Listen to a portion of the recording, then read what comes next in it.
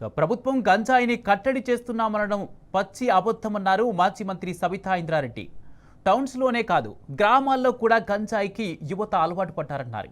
రంగారెడ్డి జిల్లా Badangpet municipal corporation 1వ division పరిధిలోని సాయినగర్ కాలనీలో గంజాయి బ్యాచ్ ఆగడాలు అధికమయ్యాయని సబితా ఇంద్రారెడ్డికి కాలనీవాసులు ఫిర్యాదు చేశారు. మీరు అనుకుంటున్నారు బాగా కట్టడి చేశామనుకుంటున్నారు, కానీ ఇంకెక్కువ అవుతుంది. ఎందుకు అవుతుందని మీరు స్టడీ చేయట్లేదు. దాన్ని అరికట్టాలంటే అందరం కూడా ముందు ఉండాలి.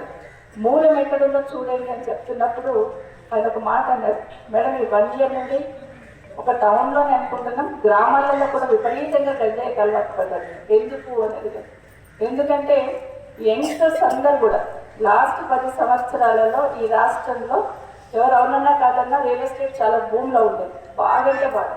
కింది స్థాయిలో ఉన్న యంగ్స్టర్స్ అందరు కూడా చిన్న చిన్న ప్లాట్లు అమ్ముకునేవాళ్ళు. చిన్న 100 గజాలు, 50 గజాలు, 200 గజాలు. వాళ్ళు పెద్ద హీరోలుగా బతికేవాడు అన్నట్టు. ఒక్కటి అమ్మితే నాకు 2-3 లక్షలు వస్తాయి అనే లెవెల్లో తల్లిదండ్రుల మీద చాలా ధైర్యంగా ఉండేవాడు. ఇప్పుడు అది ఇదేసరికి ఏం చేయాలో అర్థమవుతలేదు. మొన్న సరూర్ నగర్ పోతే శ్మశాన వాటికలో సమాధుల మీద కూర్చొని గంజాయి దాంట్లో ఉన్నారు. అంటే ఏం చేస్తుందో వాళ్ళకి అర్థం కావట్లేదు. బట్ నిజంగా ఖాళీగా ఉన్నారు కాబట్టి వాళ్ళు దానికి ఒక రకమైన మూడ్లోకి వెళ్ళిపోయి అట్లా అలవాటు పడ్డ వాళ్ళు కొంతమంది ఉన్నారు. లేదంటే కొంతమంది అలవాటు కావాలని చేసుకొని ఇప్పుడు వేధిస్తున్న వాళ్ళు కూడా కొంతమంది ఉంటారు.